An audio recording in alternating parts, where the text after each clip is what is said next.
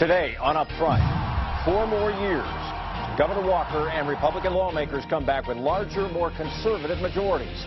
Next, Assembly Speaker Robin Vos on the issues they're going to push. The changes coming to the voucher program, Common Core, taxes, and the state's elections agency. Then the Wisconsin Democrats need to shake things up. Milwaukee Representative Evan Goyke on his expected bid for leadership and Democrats' path back to power. Covering the issues important to Wisconsin. This is Up Front with Mike Goucher.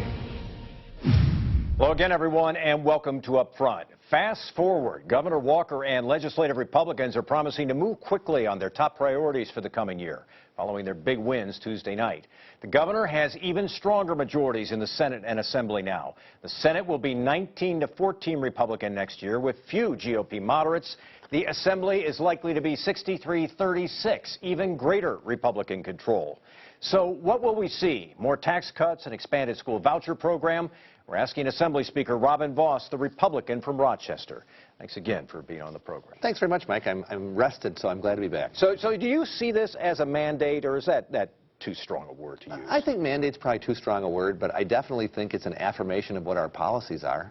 We've had so many elections over the course of the past 4 years. Governor Walker, his third time with a strong, commanding majority.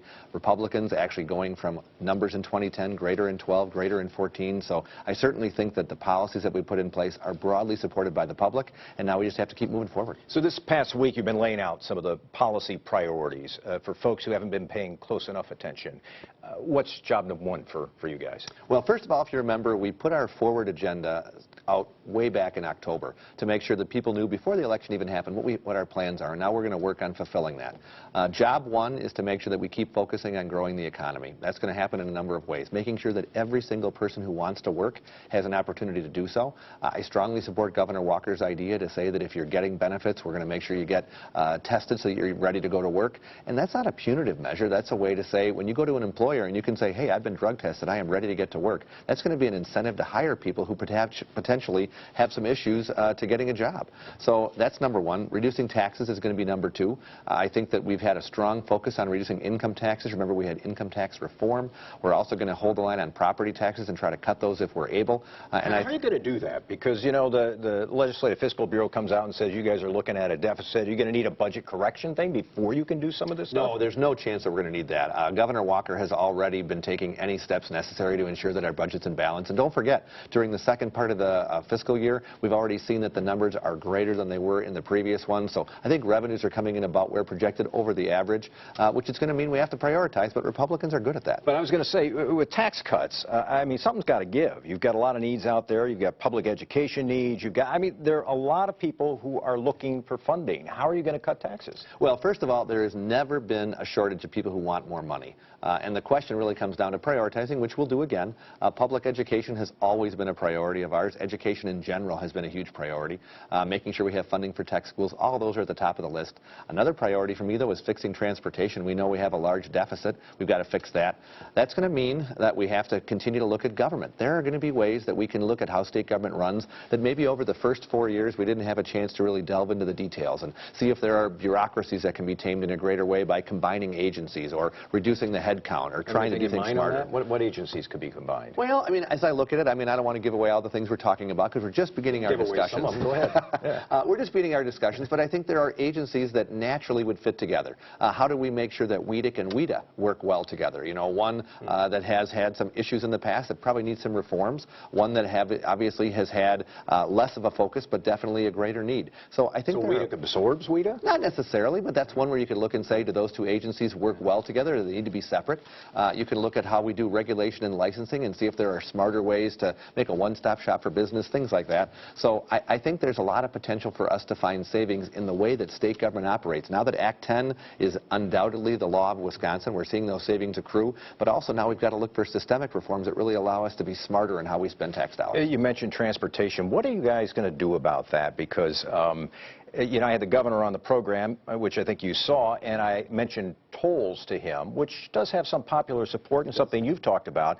but he did not seem to be there on that issue at all. So where do you go? Well, obviously I'm not going to say that I don't support tolls because I have consistently. I do understand that it's a long-term solution, not a quick fix, because you have to get the federal government to authorize tolls in Wisconsin, and that's a long-term project, so I understand that. There are many who don't want to wait for a long-term answer, and I don't either. So I think we're going to be able to look at some options. Governor Walker briefly talked about the idea of saying we need to create a revenue stream that actually increases over time. As people drive fewer or more and more miles but use fewer and fewer gallons with increasing fuel efficiency standards, that means that the just flat rate per gallon isn't keeping up with the cost of building roads. So his idea of saying maybe we need to take a part of the gasoline tax and turn it into a sales tax to allow for an increase as prices increase over time to put more money in the road fund, I think that's when we're going to have to look at.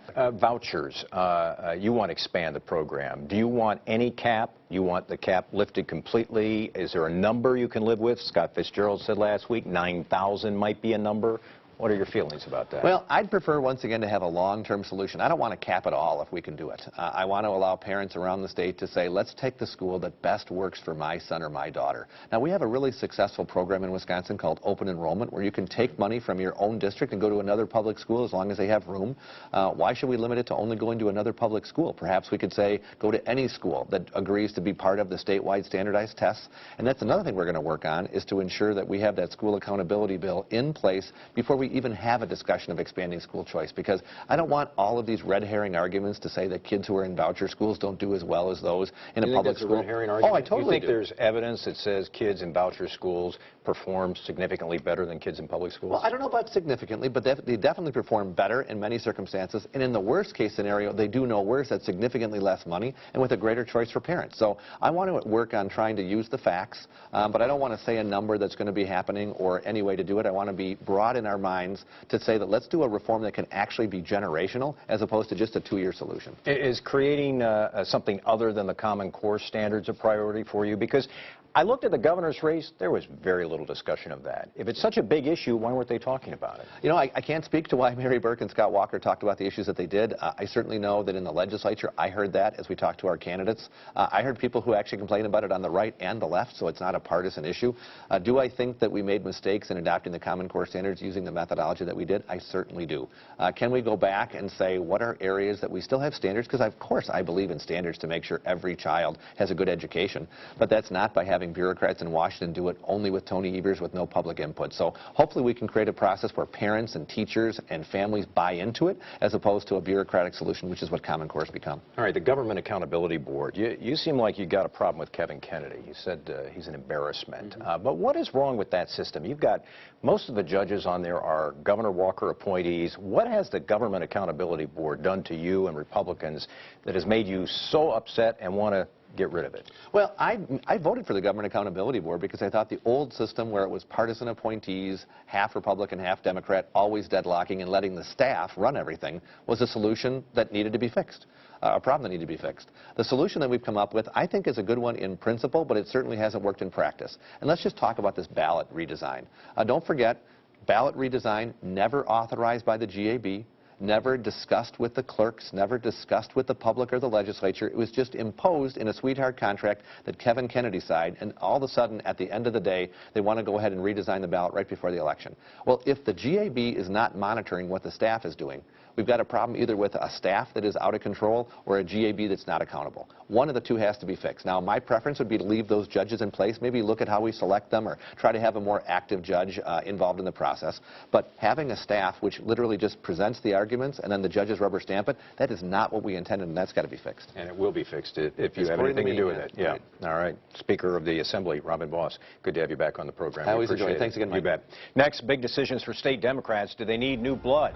And later, who's more likely to run for president, Paul Ryan or Scott Walker? I'll be asking ABC's political director how they'll sort that out. That's when Up Front continues. Up Front with Mike Goucher, brought to you by the American Transmission Company and the Wisconsin Corn Growers Association.